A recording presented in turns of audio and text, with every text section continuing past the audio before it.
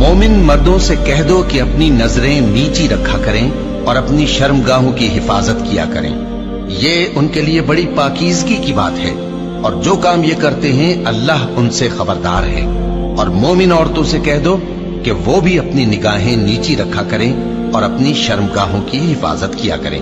اور اپنی آرائش یعنی زیور کے مقامات کو ظاہر نہ ہونے دیا کریں مگر جو اس میں سے کھلا رہتا ہو،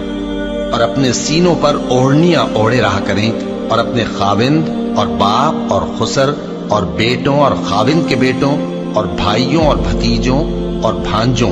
اور اپنی جیسی مومن عورتوں اور لونڈی غلاموں کے سوا نیز ان خدام کے جو عورتوں کی خواہش نہ رکھیں، یا ایسے لڑکوں کے جو عورتوں کے پردے کی چیزوں سے واقف نہ ہوں۔ غرض ان لوگوں کے سوا کسی پر اپنی زینت اور سنگھار کے مقامات کو ظاہر نہ ہونے دیں،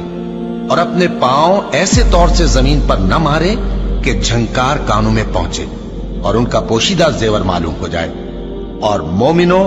سب اللہ کے آگے توبہ کرو تاکہ فلاح پاؤ، اور اپنی قوم کی بیوہ عورتوں کے نکاح کر دیا کرو، اور اپنے غلاموں اور لونڈیوں کے بھی جو نیک ہوں نکاح کر دیا کرو۔ اگر وہ مفلس ہوں گے تو اللہ ان کو اپنے فضل سے غنی کر دے گا، اور اللہ بہت وسعت والا ہے، سب کچھ جاننے والا ہے۔ اور جن کو بیاہ کا مقدور نہ ہو وہ پاک دامنی کو اختیار کیے رہیں یہاں تک کہ اللہ ان کو اپنے فضل سے غنی کر دے۔ اور جو غلام تم سے مکاتبت یعنی مال دے کر پروانہ آزادی کی تحریر چاہیں، اگر تم ان میں صلاحیت اور نیکی پاؤ تو ان سے مکاتبت کر لو، اور اللہ نے جو مال تم کو بخشا ہے اس میں سے ان کو بھی دو۔ اور اپنی باندیوں کو اگر وہ پاک دامن رہنا چاہیں تو دنیاوی زندگی کے فوائد حاصل کرنے کے لیے بدکاری پر مجبور نہ کرنا، اور جو ان کو مجبور کرے گا